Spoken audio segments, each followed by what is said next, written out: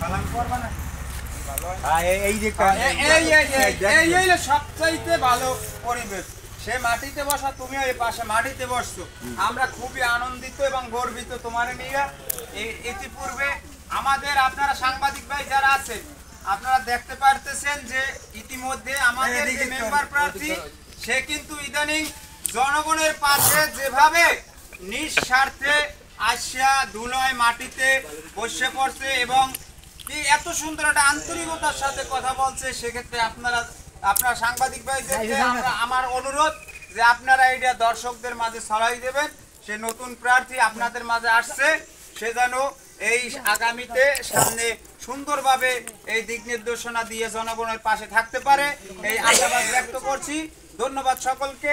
এবং আমাদের মেম্বার প্রার্থী আমাদের সাথেই আছেন, তিনি এখন মুরব্বীর সাথে কথা বলবেন, আপনারা শোনেন।